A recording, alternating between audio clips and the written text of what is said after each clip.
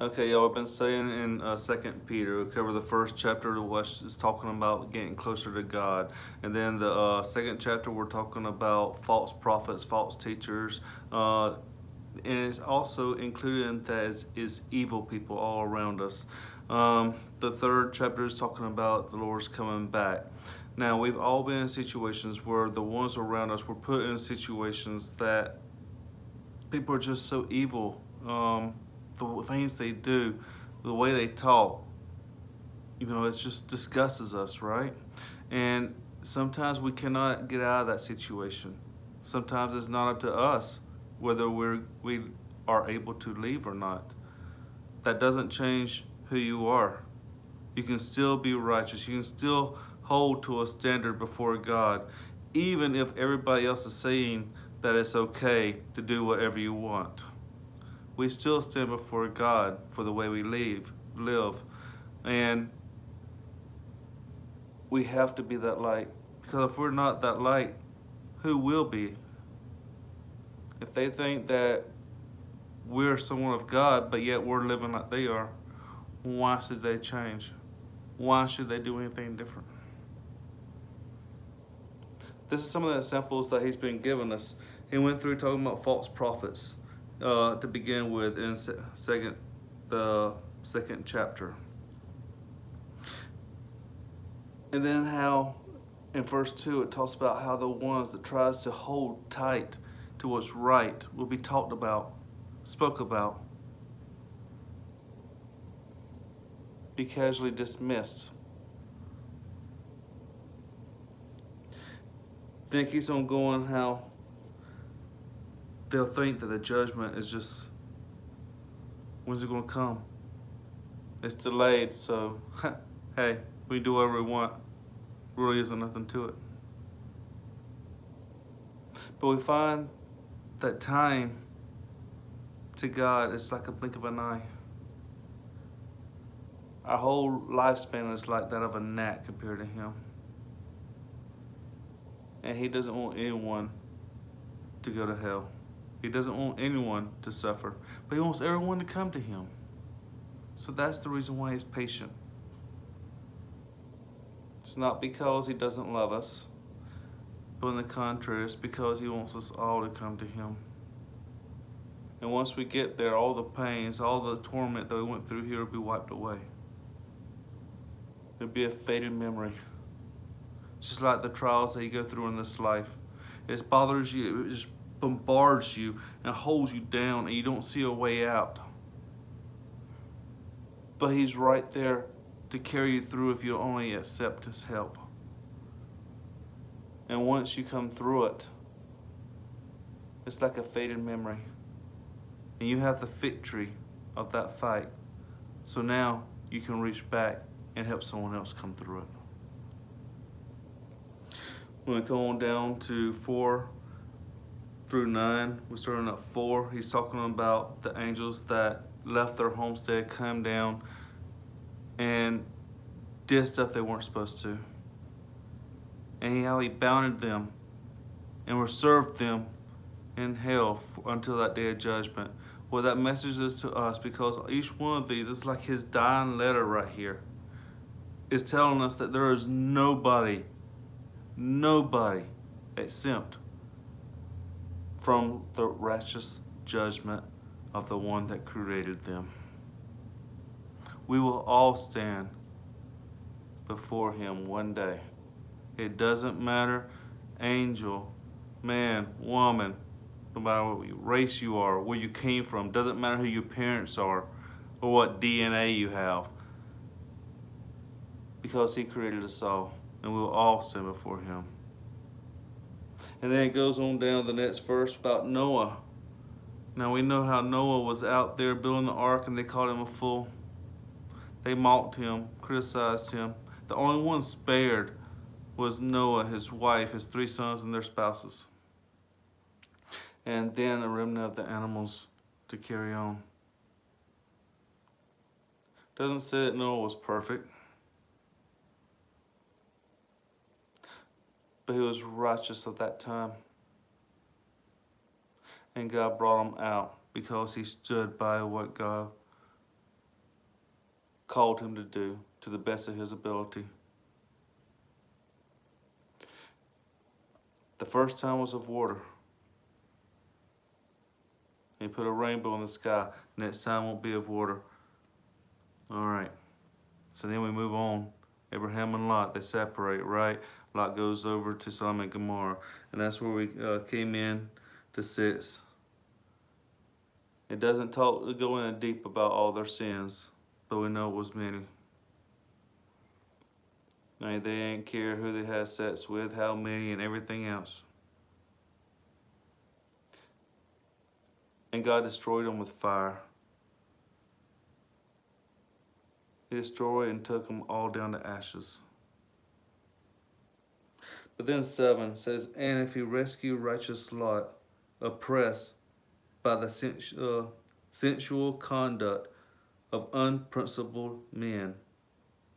For by what he saw and heard, that righteous man, while living among them, felt his righteous soul tormented day after day with the lawless deeds.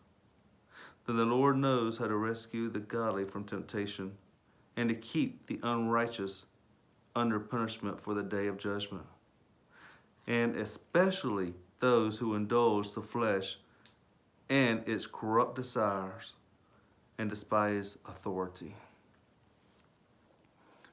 The last part, despise authority, we know from Romans 13, first few verses alone, that there is no authority except for that God has put in power for whatever reason that he has already foreseen. Sometimes it is what we have called upon ourselves, and sometimes he has mercy on us and gives us what we need for a way to come back out. But I want to jump on back, because whenever you read the stories about Lot, you don't think he's too righteous. You will not think he's too holy, some of the things that you read. However, look in the mirror. Have you done everything right? Have you been holy every second of the day? Is there thoughts that you pray that nobody ever knows about? Are there deeds or communication the way you talk? Maybe something you watch on TV or the internet nowadays. You see, we're none perfect. We all have addictions or things in our past that we wish never was. Yes, Lot got greedy. Lot went to this city because it was beautiful at one time, very flourishing. But if you remember, he sat at the edge of the city, and when he saw the angels coming, and knowing that they were angels, they were just strangers to him, he went out and begged them to come into his house. He knew what the people in the city was, and he was wanting to beg them to come in, to have safe haven and go. He did not want them to get hurt. He did not want that sin passed on them. He was trying to look and keep people away from that darkness. Why was he still there? The Bible doesn't say anything about him having a wife before he went. The movies will, but the Bible doesn't. The scriptures don't say anything about him having kids before he went there. So see, he had a whole lot of ties there. He had a wife, he had children, some spoken for, which means he would have in-laws there. And he would have a lot of other stuff that was tying his hands there. So he was encamped around by evil. But he chose not to partake in that. So for that city, he was considered righteous there. Wherever you're at, you're not going to be perfect. But if you are trying to live a holy life before God, that means apart, separate. You don't give in to what's evil and call it good. Even though you're mocked about, talked about, or tormented for it.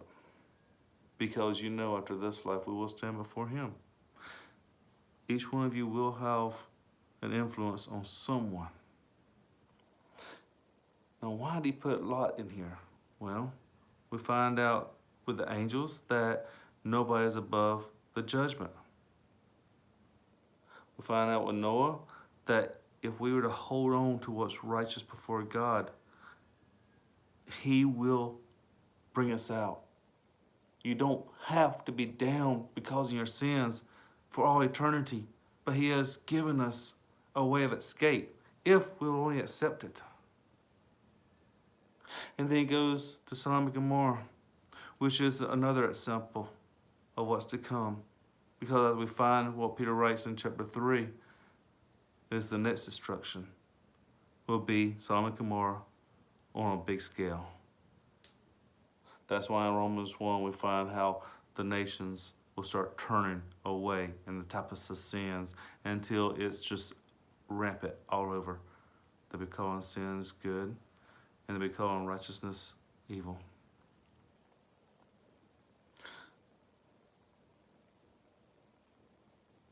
But Peter will talk about later in chapter 3 how everything will be destroyed with fire. First time was with water, second time it's going to be with fire. And everything's going to be going away. We do not know when that time is coming. And just because he's patient does not mean that he has postponed it and he is loving and he's going to forgive us on that day for all of our sins. Nah, it does not work that way. He is patient, he is kind, he's loving, he's full of grace, but he is righteousness. He does not choose to be righteous, he is righteous. He doesn't choose to be good, he is good. So evil cannot remain in the presence of him. Unrighteousness, unholiness cannot remain in the presence of him. So if we're not choosing to be with him, then we are choosing ourselves to be apart. And we're damning our own soul for eternity in hell. But he has put us here, if we believe, to be a light, to live a holy life, a righteous light. Just like the examples here of the ones is like a beacon saying you don't have to be this way to draw them back in.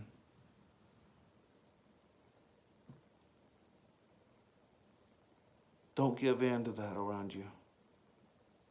Now, I will let you leave you one more thing.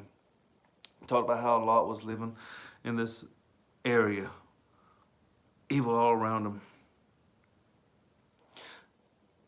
A lot of times we would like to talk about people that's doing evil. Well, you know that's not right and all, but here's the thing. An alcoholic, before he tries to stop drinking, then there's nothing inside him to tell him not to drink. He does not feel any remorse for picking up another bottle.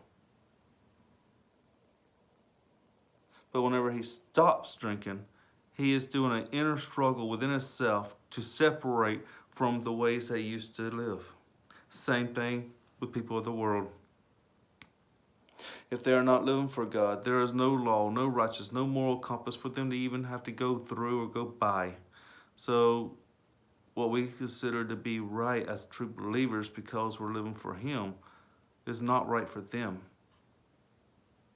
Because they have not got that part yet where they have a new heart. Once we accept him, we are given a new heart within us. Now, we have that moral compass. Now we have that God. Now we have that righteousness, that we have been freed from our sinful desires, from our sinful lusts. Will you have faults? Yes, you're not perfect. You're human. Get over it. Don't let it keep you down. Come back to him. Ask him to forgive you when you fail. You're not alone. We all go through this. Even with anger. Ask him to help you back, get over it. And continue to get closer to him by going right back to the first chapter of 2 Peter here, if you have to, if you've let any of this slide, so you can grow closer to him. But do not stop being that light, because he's only holding out so that some of those that we can reach won't have to spend eternity in hell.